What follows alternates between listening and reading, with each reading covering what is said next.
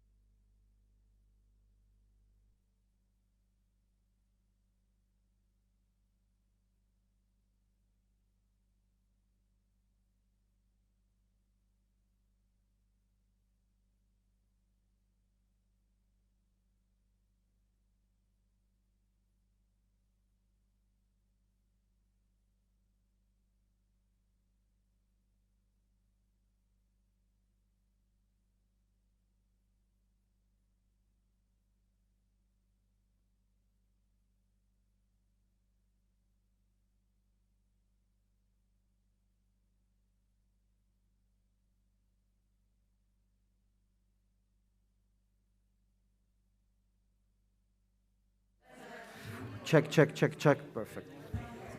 Okay.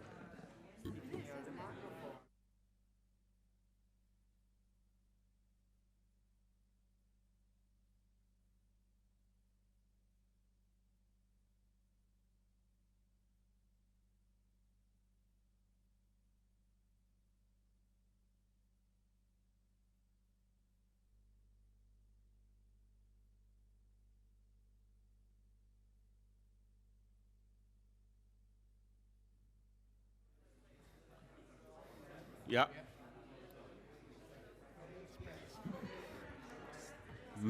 Madalena, can you hear me? No?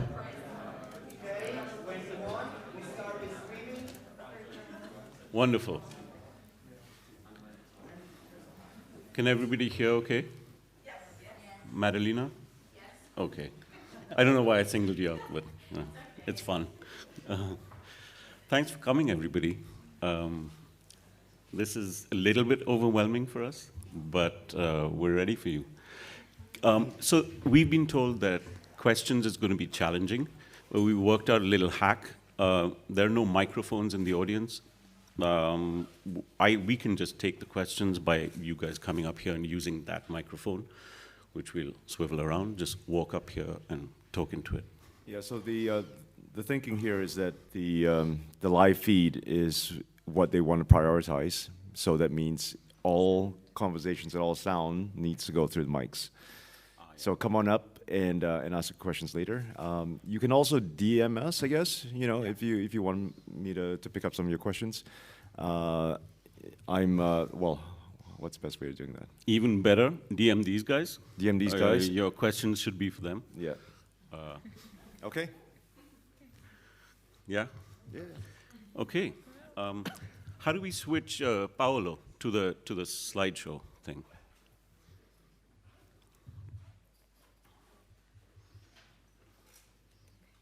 Nice one. Thank you, sir. So that's what we're here to talk about. We think you should watch these media creators out of Asia this year and maybe ask them to hire you in about a decade. A little quick one about us. We're Splice. I'm Rishad, and that's Alan. This is what we do. We're a Singapore-based organization. We work with the global media ecosystem with folks like yourself. and we create and we support. We do lots of things. Celebrate viable media startups across Asia, and we support creators like Anu and Tanmoy on their journey to building that viability, building those audiences, building those businesses. We really messed up this slide. We are not shameless pro-creators. Sorry, let's try that again. We are shamelessly pro-creator. We're shamelessly pro-entrepreneur. We're pretty shameless about, plugging the skills and assets of these folks that we have here. We think, so we're fairly, Alan and I are two opinionated old men. The future of media, we're convinced, is user-centered, it's product-driven, it's niche, it's demand-driven, it's interest-based, and it serves a purpose and solves a problem. You need to be discovered, as these folks know very well. Everything you do needs to be targeted, it must be specific, it needs to be relevant, it needs to serve a purpose and a need. And that's how we think you build viability, at least in 2022. There's this lady who said that if you're not an entrepreneur in journalism these days, you should probably make your way out of journalism. Strong words there. Yeah, she's right behind. She'll be coming up. Looming in the background. But we're fortunate. We're a fortunate bunch of people in this room and elsewhere. We live in what we like to naively, but excitedly call the golden age of media. And it's because you have everything you need to create and publish and amplify on your phone. All the tools you need to get started are free or practically free. You have all this access to knowledge, networks, and talent than ever before. There's a media startup opportunity pretty much for every single interest out there. And you can hire and work with and collaborate with thousands of product folks, data folks, management, operation folks around the world. You can learn anything you need to learn, again, all on your phone. And then you can create and publish, and what have become now table stakes, you can monetize on every single major platform out there, except Google Slides or something. But one of the things we're excited about is the fact that we have all these people in our community. The reason Splice exists is because Alan and I are fanboys, and we've somehow made a living doing this. These are all our heroes, all of them. And I think by hopefully next year, Alan, we'll be able to bring all of these people here, so we're going to need a much bigger table, many more chairs. Amen. Thank you. Thank you for that. This year, we could afford to bring these two wonderful children. Our children. We love them. You already know who they are, but I'm just going to say it anyway. This is the amazing Anu Harchu, and she's a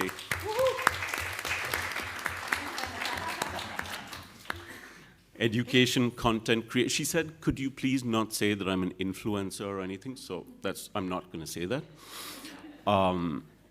This young gentleman here, Tanmoy, is our dear friend, and also we look up to him for the work that he does and for the person he is. But he's told me to say that he's a mental health journalism creator. But we all know he's so much more. I'm actually going to shut up now. So I get to ask the first question, right? Just to kick this off. The one thing that's always kind of struck us about creators like Tanmoy and Anu is that they all have a story as to why they got started in this. As you all know, entrepreneurship is a horrible, horrible job, as much as we believe in it. It's not something that you wake up in the morning deciding to do, right? There's always a push factor, and I think, it would be great to start off the conversation by hearing what that factor was. For Anu was working at Bloomberg for about 7 years. as a TV anchor, TV presenter, reporter, producer, like one of those types of jobs, right? She was also creating her YouTube channel on the side. Until one day her boss kind of said to her, "You got to choose one or the other." What happened? I'm gonna choose myself, is what just happened. Yeah. So yeah, it was quite. I'm gonna lend a word just Tanmoy told earlier. I mean, we're an accidental entrepreneurs, and when I found out about this panel's title, I kind of got an imposter syndrome there, because I don't realize that I'm an entrepreneur. But then when you look into it, apparently we are, and we weren't aware of it. And it's just that obviously journalism did made me who I am today, at least up until the point that I left them. But the good thing is that I was already creating content even before I started my day, well, not 9 to 5, I mean more like 7 to 8 job, maybe like 2 a.m. even. So that gave me a lot of discipline that journalism has broadcast journalism is very paramilitaristic at sometimes. So that gave a lot of discipline there. But there was a way that I could tell my story much better, which was truly authentic to me, which is under my own name. And I wanted to tell the stories that I wanted to tell, but my older platform would not allow it because it's a financial media platform there. So on the side, I just started tinkering, and apparently that's how entrepreneurs start. You just start tinkering, and then you do everything there, and you start creating, you start hosting it, you start editing it yourself, you start posting. I mean, it's a one-person job in the beginning. It's very, and then you're in Perugia in a few years. Yeah. Tanmoy. I have run away all my life from the word entrepreneur because I firmly believe that I do not have it in me to be one. Pathologically scared of that word. But then I was working for a fancy media startup, The Correspondent. All of you, please, no questions about The Correspondent. And we lost our jobs in 2020 in the middle of the pandemic, and I had built what was then the world's first and only Sanity beat, mental health. And then I had a holy shit moment the next morning when I woke up. I was like, what do I do with all my subscribers? There are like 800 of them from around the world. Many of them are, they engage with me almost on a weekly basis, some on a daily basis. Am I going to lose all these lovely people? So I got a call from my mom. I come from a small town in the eastern part of India saying that your dad's in the ICU. So I said, oh, so I get a bunch of time on the plane to figure out what to do. And well, everybody had a Substack by then.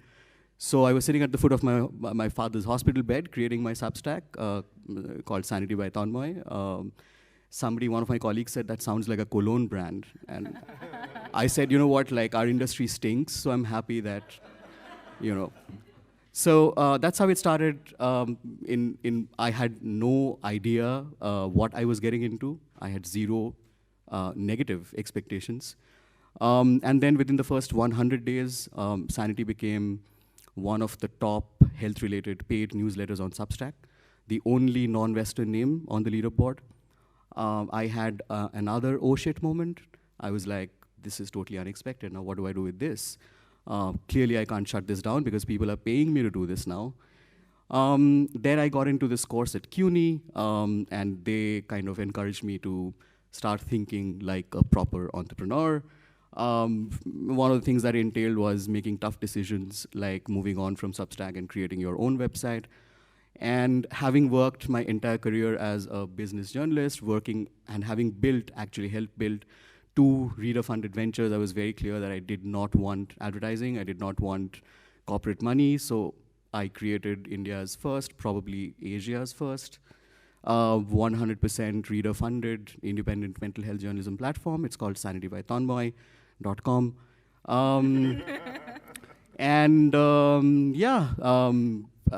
I have paying supporters in 40+ countries. One of the things that I learned from my earlier media jobs, and I then shut up, is that it's very important to have a strictly no jerks policy. And I'm very happy that my community is, completely devoid of jerks. I work with myself, work by myself. I've discovered that it's one of the nicest things I could have done for my own sanity. It's very challenging, but we have been asked to keep the tempo upbeat. So I'll talk about the dark stuff, the bad stuff outside, one-on-one. So yeah.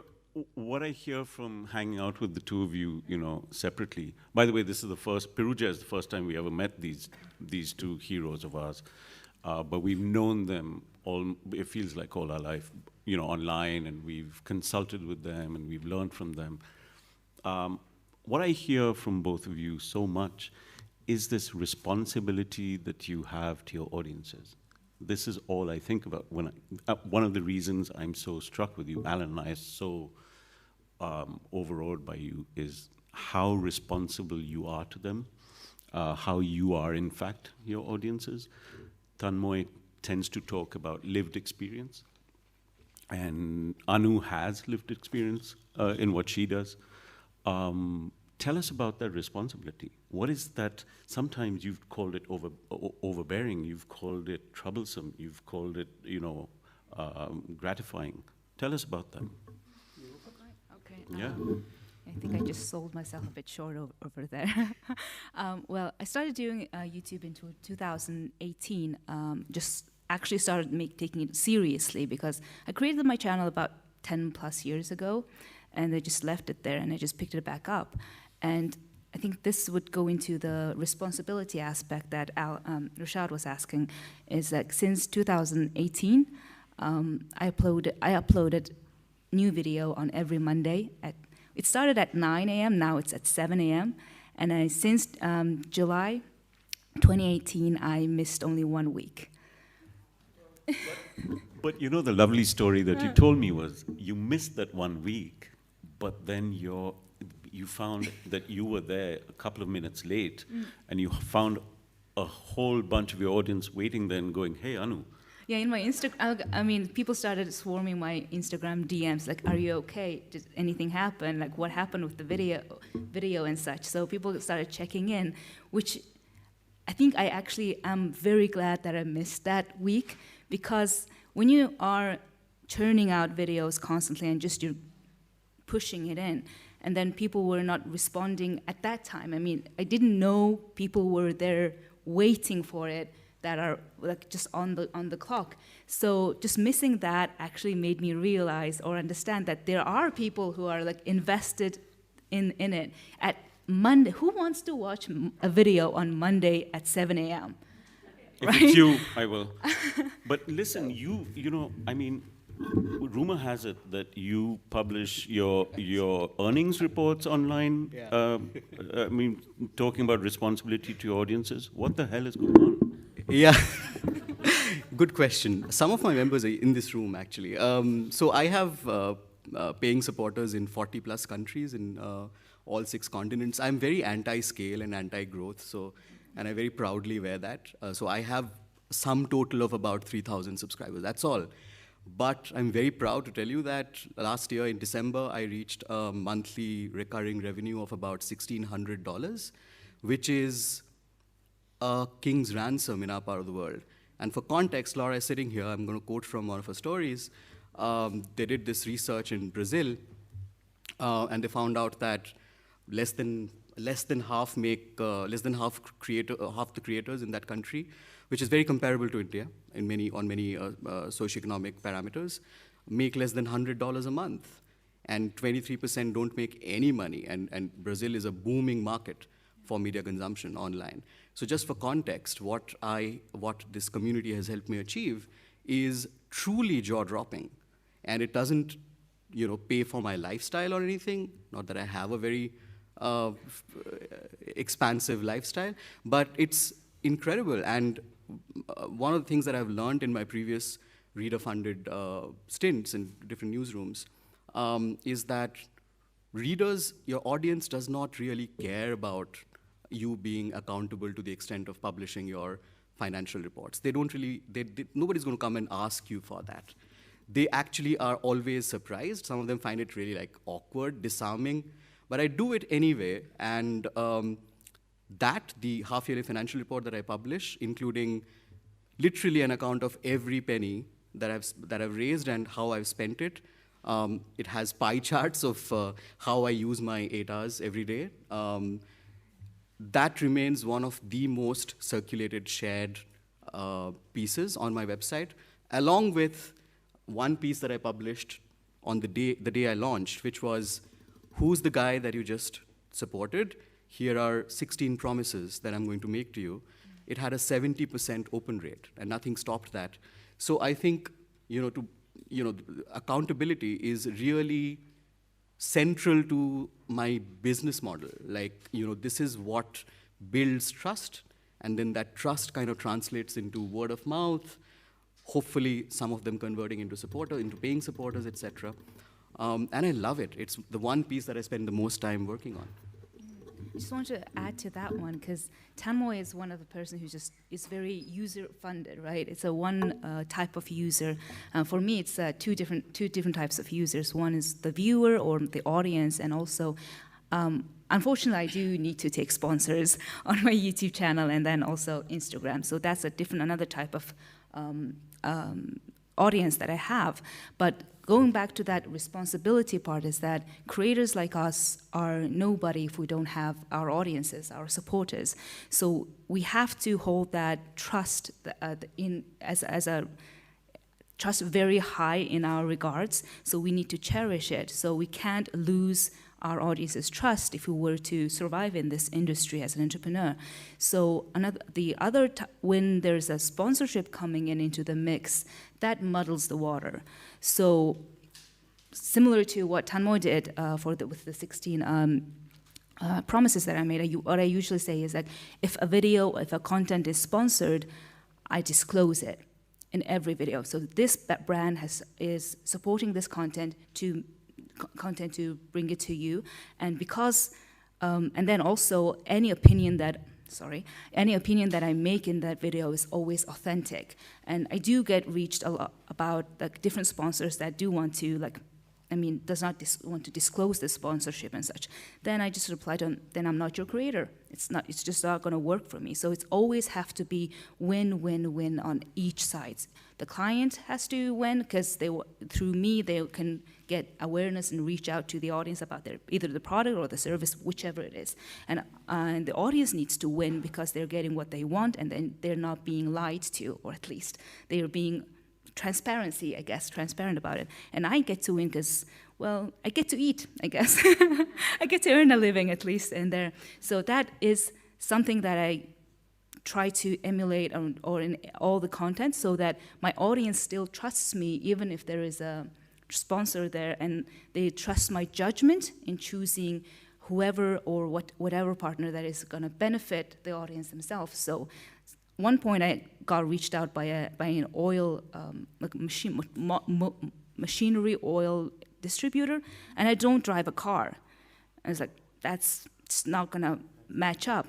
Or so the followers I don't like the word followers, but the people who trust me needs to get information that are truly authentic to whoever that is creating them. So that is a blessing and a curse of a very personal content creators, isn't it? But what Anu is not telling you is that she got mobbed by a bunch of her followers in Perugia, and they took her out to dinner. She creates videos only in Mongolian, and I don't know of too many other people attending this festival who got taken out for dinner by their YouTube supporters. Why don't you tell them about that? Oh yeah. As of this morning, I have about 93,000 subscribers on YouTube, and about 80% of them from the analytics. I mean, one beautiful thing about Google is that it gives a lot of analytics. 80% of them are watching from Mongolia. But the rest of it are a global community that speaks Mongolian or understands it. So one great thing that happens every time that I travel outwards and I post about where I am on Instagram, at least somebody just reaches out, hey, I live in this town, would you mind if I take you out for coffee or something? So I take that every chance. I just make a note that I meet with them and then just converse. I mean, what would they like about the channel? What benefits them and such? So that helps a lot. And then because I only make my content in Mongolian, that was a decision that I made. My channel started in English, but in 2018, I decided to convert it back into Mongolian. And especially Mongolians who are, or Mongolian language speakers who are living abroad tends to miss a Mongolian language in their ear. And apparently these type creators like me feels that void, so I'm told. And I got taken to a dinner like 2 days in a row here. Well, that's another business model in itself, right? If you ever need to eat as a struggling creator. Can we talk a little bit about scale? You mentioned it earlier. You said you're very anti-scale. And I know how difficult it is for you, for anyone who's a creator to make that move, that jump to zero, right? Yeah. How does that play out for you? When do you decide that you need to go hire someone else who speaks for you on your behalf? Yeah. So the reason I am very anti-scale, I'm actually not opposed to what the word scale represents. I'm opposed to the way in which the media industry, any industry, pursues scale. I've been a business journalist all my life, so I have a very close understanding of how scale is construed and chased. I figured that, I think about two or 3 months ago, I realized that I was taking on too much. It's all becoming too much for one person. In fact, one of the things, apart from talking about my editorial strategy and things like that, the most number of panels that I've been on have been to talk about Sanity's design. People apparently think I'm some design guru. And I have learned everything from scratch. And now it's becoming overwhelming. So from writing, a little bit of commissioning, art, marketing, chasing subscribers for failed payments, and using we in my social media activity as if there's like an army to support me or something. I figured that I need to get help, but there are many constraints. So one is, of course, resource, and I have a very, very strict policy of not using any labor. Even my subscribers, some of them have actually written for me, and I've paid them. Because when you invest emotional labor or labor of any kind on a platform, I need to pay you. So I have been increasingly worrying about getting more people on board, and I'm absolutely terrified to take that responsibility. I have now, after actually, the Splice community is incredible. You guys should actually join their Slack channel if you haven't already. We have these conversations all the time, and I somehow gathered the courage to go out and hire my first intern 2 months ago. And when I put out an email to my members saying, hey, I'm about to hire an intern, and I have these quarterly roundtables with my paying supporters. So this was an idea that actually they proposed to me in terms of, why don't you at least hire an intern who could help you part-time? So I said, hey, I'm hiring this person, and I have to pay them a certain amount of money. And I suddenly got like 200 euro, 400 euro donations in my PayPal saying, where is all this money going to come from? Like, we know your finances, so see how that adds up. So now I'm quite focused on, first of all, overcoming the mental block, the fear of taking responsibility for another person, and making that journey from being a solo creator to actually a bona fide entrepreneur, I guess. So yeah, that's where I'm at. We've had this conversation. Yeah. We did. We were just, Tanmoy and I were talking about, should we incorporate or not? What were you thinking? What are your market situations? Is that the reason why the incorporation came up is just hiring. I mean, scaling, I guess, because as an individual, you cannot really be responsible for somebody else's living wages, and maybe incorporation will come into it. I'm looking for a lot of support from these guys from Splice on that end, hopefully.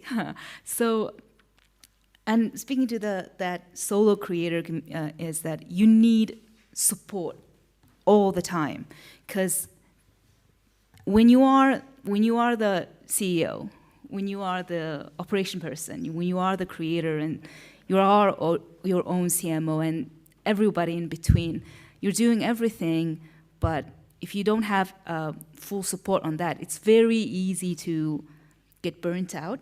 or get really very doubtful to yourself. And the word solo entrepreneur, being a solo entrepreneur, it's very lonely sometimes. And so that's the dark side of creator industry there, because it's from the outside it looks very glitz and glamour, right? When it's successful, it looks amazing. I mean, people think I am in Perugia, but you get to travel and such. But it is a lot of work, and having the right support system, even if it's an intern or if it's somebody just taking care of things, just in the background, is always great. And there is always a need for proper training or proper support that just comes up with it. And people don't talk about it enough, right? Yeah, and I also should point out here that the creator economy, just like the Great Resignation, I mean, these terms are practically meaningless for people in our part of the world, because the creator economy wasn't designed for people who look like us. Everything from the way payments are integrated within your platforms. So for instance, she, because of the nature of her work, uses GA, Google Analytics. I don't use anything that has, one of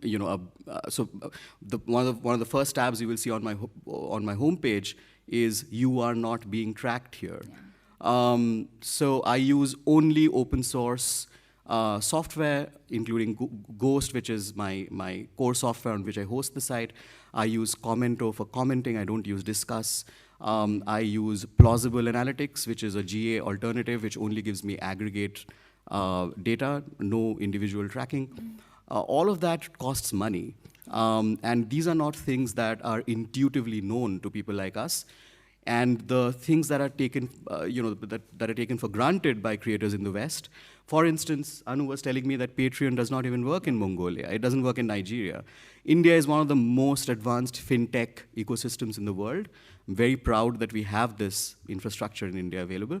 But having said that, every single choice that we have to make as creators is expensive. We have to, if you want to build it ethically, if you want to build it slowly, you want to do it right, it's very, very hard to do it out of where we come from.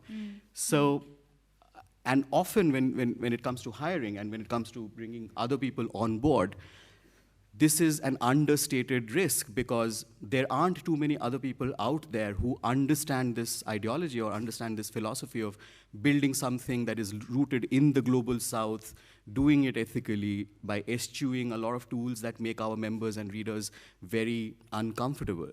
So it's really hard. I think about 20–25% of my time goes in just figuring things out, because there isn't even, apart from, and we keep talking about Splice, trust me, we're not plugging them. They have no interest in us beyond seeing us succeed. But apart from that community, we don't even have a peer group as such that we can talk to. So it's intensely lonely, and the responsibility then becomes even bigger and more mind-effing, essentially. I'm so jealous that you spend like about 1/4 of your times figuring things out. That's like 50% for me. I mean, just, it's so hard to get money into Mongolia that it's just user-funded content is just not possible in Mongolia. That's why I take sponsorships there. But I do make a promise to the users or the audience there. So the markets are quite different, and the creator economy in every country or every region is quite different. And Tanmoy just shed, I hope that Tanmoy just shed very good light on that one. I just love listening to these guys. And, I think this is the first time you've met, except on the little Perugia Telegram channel that we had. We met before, we just didn't tell you. No, I just look at these guys talking, and she's saying, "Hey, I wish I knew that you did this, and I wish," and then I think, in a couple of years' time, these two guys, I wonder what would come of this. Like, what would happen to Sanity by Tanmoy? What would happen to the Anu Harchu brand?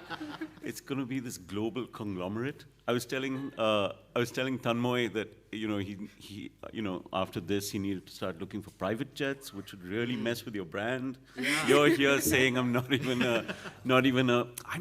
entrepreneur. I'm just like.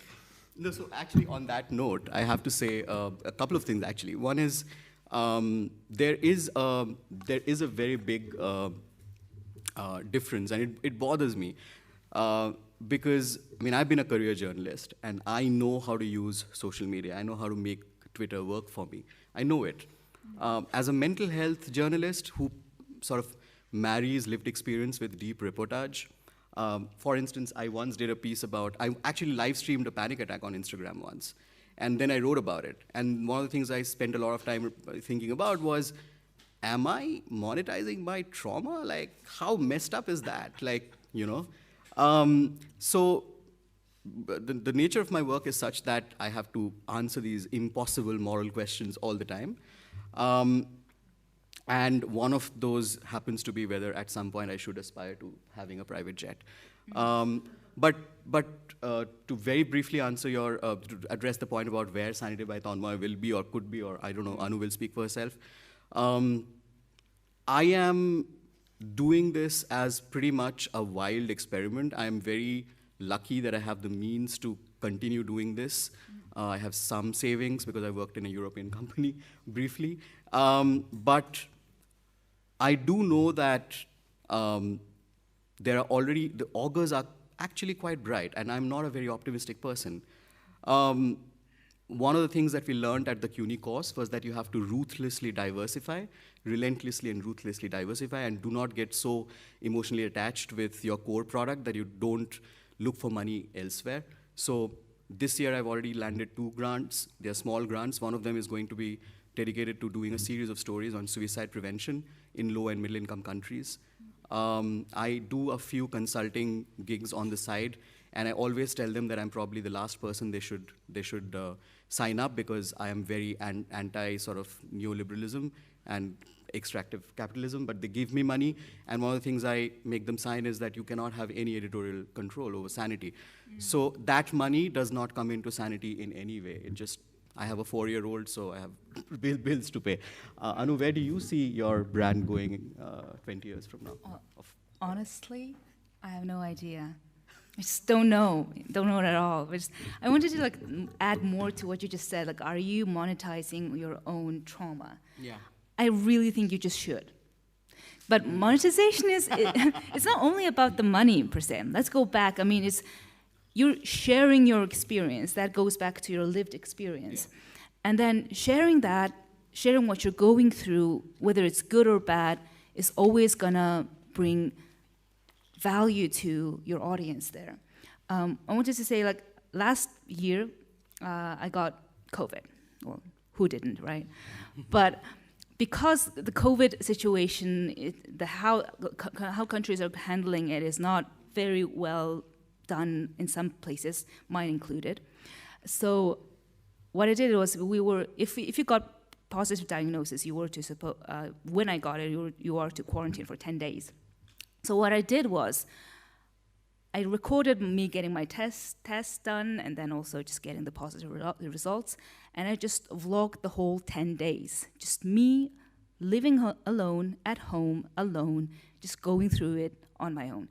And the thing is, because my name was in the system, like the family doctor came, it just with the hazmat suit and such, and then it gave me that packet thing. I just documented everything. I just put it into everything. And then I just published it on YouTube. And apparently, all the districts, the care that are being given to the COVID patients were quite different. And also the information out there was so small that people weren't sure how to take care of themselves within that very small amount of information that the government was giving, so I'm told. And afterwards, that video apparently gave a lot of people like what to do, how to proceed, how to get your results in the system, what to take. Even like on one day, I read out all the labels of the pills that was given, and I just went deep dive into it. And then there was one antiviral and one antibacterial medicine. And I don't know why they have given me an antibacterial at all. I understand the antiviral, but so it is like sharing your trauma, but you're giving more value to your audience as well. So it is what like personality-driven content is. You are experiencing the world through you and then sharing it to the audience. And as long as it adds value to the audience themselves, there's more value that to be created. And then as long as you provide value proposition, as what marketers would say, I think they should just go for it. I thank you, Anu. Actually, just 5 more seconds, and then we can, I think, take questions. To Anu's point, you know, we are unabashedly and very proudly rooted in the global South, and our trauma gets written about by people who don't know our reality, right? And so, increasingly, I've realized that it's important for me to really take ownership of my own experience and say it my way. Anyway, people with mental health conditions are terribly stigmatized. We all know the drill. I'm not going to go into that. And in the global South, you know, there are just way too many ill-informed stereotypes. And this makes me feel a little more comfortable with what I'm doing, because I feel like I am taking control. I'm taking ownership of my own experiences and not letting an outsider come and do a really bad job of it. So, yeah, thank you. Yeah. Let's do some questions. Yeah. Who's got questions? You may have to come right up here, unfortunately, and use the microphone. Yeah. Thank you.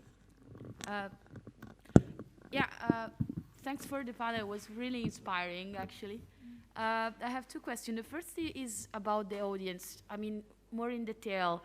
Is something that you look for, like, I want to speak with this kind of people, or is something more random, like, okay, I start to talk, I see I'm speaking with these people, but then I want to talk also with, I mean, how was your experience on that? And the second is more personal, but maybe it's quite generic. I have to write a business plan for a future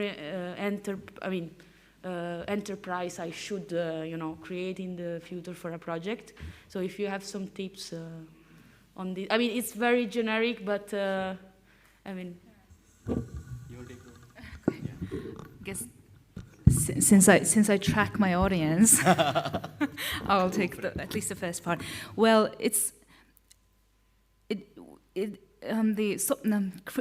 a creator does not start with a plan to make a business out of it. We just start doing it, and then somehow it resonates. So it just comes gradually. So whether to respond or feed that, whoever was watching's interest is a very personal decision that you can make. Or you get to decide, like, no, I'm going to do this instead, rather than chasing clout. Is that the correct term? Like chasing clout? I want to do some good in the world, or like add value to it, so you can go the other way. So it's a strategic decision of the publisher or the content creator that you are going to do, and it's deeply, deeply rooted in your own personal belief or like the organization's philosophy and such. So you do you, honey. The business plan question, it's going to take about six hours. So, but the audience question, and I'm happy to talk to you outside. The audience question, my decision was actually quite simple. Mental health, lived experience experts, caregivers, funders, policymakers, academicians, and I don't know, by some fortunate, accident once again, a lot of my audience, including a lot of my paying supporters, are actually based in the West. And the feedback that I get from them is that, hey, we don't get to hear these stories in our part of the world. So that's why so it's sort of the audience kind of formed itself around the principles of my journalism. So I figured that, the people spend a bunch of time thinking about audience segmentation and creating communities. That's very cool these days.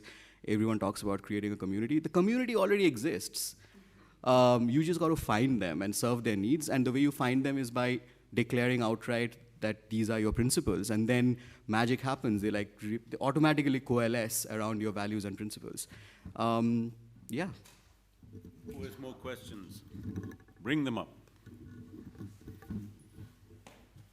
Thank you for the panel. As a fellow accidental entrepreneur, I just wanted to ask you how much the entrepreneurial side of things takes you away from the journalism and the content, and how much do you resent it if it does?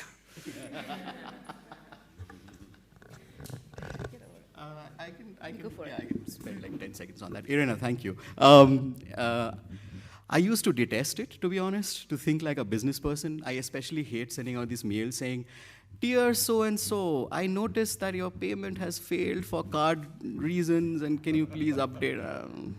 But what I really very viscerally feel now is that if I don't talk about my work, if I don't take pride in my work, and if I don't market the shit out of it, nobody else is going to do it for me. And so I have lost, I mean, I saw shameless a bunch of times. We should really be shameless.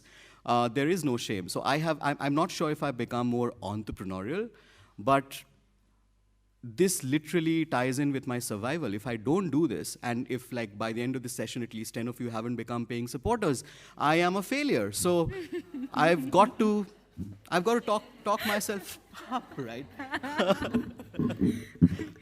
Yeah, I mean, you're a one-person business, right? So there's no way of going around handling the business or operation side anyway. So at least have an understanding of the local system that you're working in, or at least the market. That's a given that you have to do it anyway.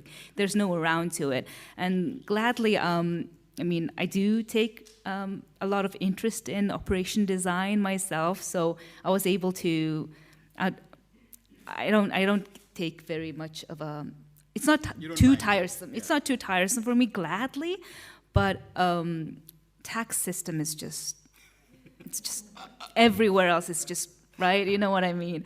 So that's the hard part. But if you're an entrepreneur, even though you're not filing every reports, you could hire other people, but you have to have at least an understanding of how it works, and so that if you're a sole entrepreneur, you're launching a business. I mean, if you don't know your financials or any other documents related things, I mean, you're not going to take off. So it's just part of the work. Well, one of the things, as you know, that I have the freedom to be able to say as a non-journalist. And I know that I can speak for Alan because we're very old friends and we're very old friends, is that perhaps in the case of these folks, journalism is entrepreneurship. There is no distinction because you're creating your product. You know, that I think perhaps that is where you function. That's the space in which you function. Yeah, and one of the other things that comes with Ditatory is that while I'm very shamelessly sort of self-promotional, I also have learned not to take rejection very personally. And in fact, the kind of rejection I get is very interesting. So there are a bunch of I have a very low dropout rate. My readers are awesome, but there have been half a dozen, I think 5 people since the inception who actually dropped off, stopped reading, and they've emailed me saying, hey, this is not a reflection of what you are doing. I have just reached a happy place in life, and I don't want to read about trauma anymore. And it makes me super, super happy. Those are the kind of emails that make my day. When somebody says, hey, I don't need to read this anymore, or I can't take this anymore right now because I'm in a good space, I'm so happy. So this is something that they don't teach you in business school. This can also happen with your customers, and I take that as enormous validation for my work rather than rejection. So, and I don't take it personally.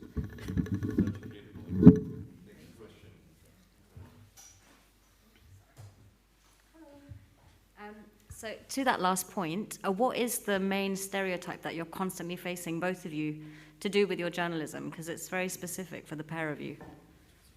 Stereotypes. Wow. Pick one. Yeah. Which one would I pick? Exactly. The funniest thing that I sometimes get asked on Instagram is do you take horse to work every day? And I say I write I get to pick 1 out of 3 or something. Just answer by joke. So it is. Unfortunately, more of a northeastern Asian country comes up with a gender stereotype a lot, and being a young-ish female in there, that I do face that kind of seem as somebody who could not handle her finances sometimes, and who cannot handle her businesses there. And I always asked, when are you going to marry? You're getting old. When are you going to find a husband? And those types of comments do still come to my YouTube. And the good thing that happens is that the other side of the community who watches it, just in the reply of the comment, they just destroy that person. They just, like, how dare you? Like, she's an independent woman who's taking control of her life. And so that's the great part of the great community. I mean, there's always some rotten eggs in there, but the positive side is like what fuels it. And it is a very human response that whenever you enjoy something, you don't really like validate it or you don't really send in, right? But you do tend to leave negative comment if you do sense negativity. And do I have a minute to share? You do tend to do that. But like, I think about a year ago or so, I was feeling, it was just that time of the month. And I was feeling a bit down. And then all of a sudden, I get called like official because in Mongolian, well, in English, I'm failing to do that, but in Mongolian, I'm relatively eloquently spoken, shall we say? And it gets labeled as official, and that is kind of a bad word in Mongolian. And it just, all of a sudden, I started getting a lot of hate on that in my video, and I just got like, why am I even doing it? I mean, just I don't resonate with my audience, and I just, yada yada. So from work, I was still with Bloomberg by then. I was just walking from work to home, and I just started a camera, and I just talked to the audience, saying like, so this is why I sound official in my videos, is that I just explain the process of how I plan my videos, which is like three different stages. One is like I script every word, because it's important that I get it right. Or I do more of an outline, which is like a more easier videos, and sometimes I just go with it. So it depends on the subject of the video.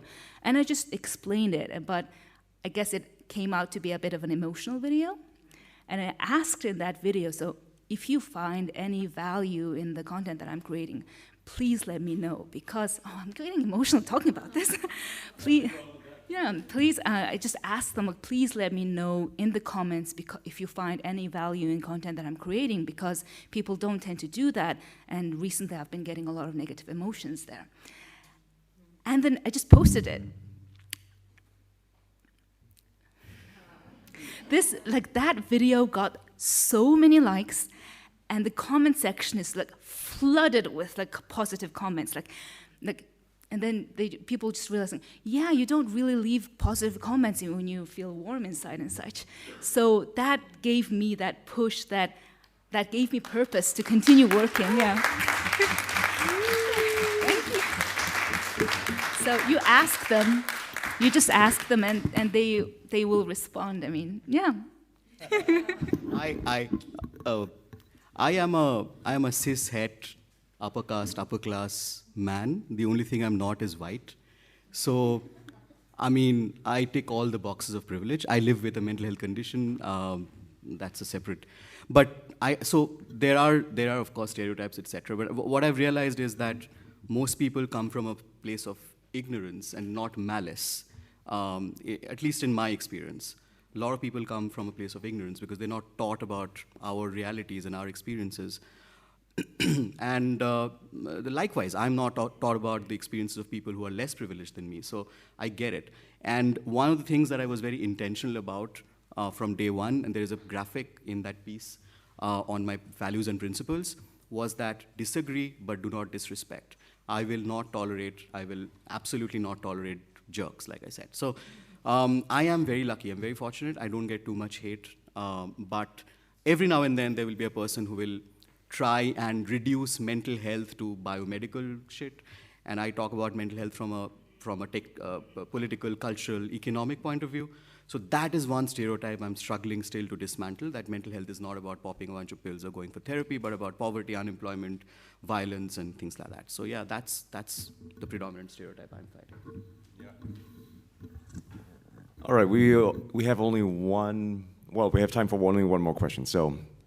Is that okay? Is that all right? Guys? Yeah. Graziano. It's a very reluctant yes.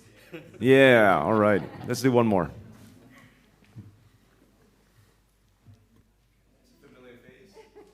Hi. Hi, good to see you. Hi, thank you so much for your session. I have a question for Tanmoy. What do you think about the sustainability of what you're doing? I mean, considering that you come from the correspondence and you know what happened. I'm not trying to like burst a bubble, and I'm like, you know, I'm really sorry, but you know, I really want to see like how you think about this. Thank you. Sustainability is like my top focus this year. I feel Sanity will survive. Maybe it will mutate.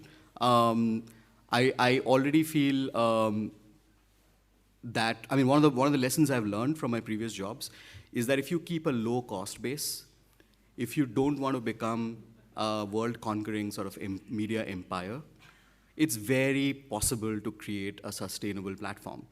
I do not have dreams of world conquest.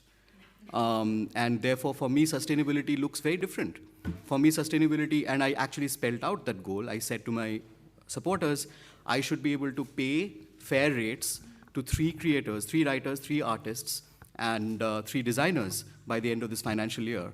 So just help me do that. And that is sustainability for me. So, yeah. Thank you for the question. Good one.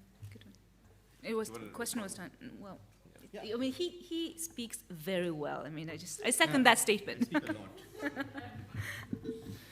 All right, well, I guess we're out of time here, so we just want to say a quick thank you to everybody for showing up.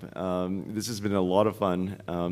I could go, you know, on the entire day just listening to these two talk about how they look at the business and how they look at journalism, but these are 2 people that you should definitely get to know. So make sure that you sign up. You smash that subscribe button. Smash it. And hit the notification bell. And hit the notification bell so you get informed.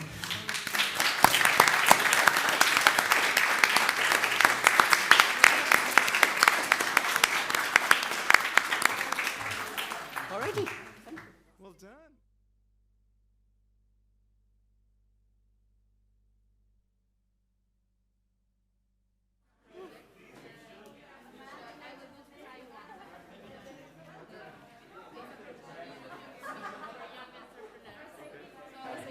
If anybody wants a Splice sticker, I have some.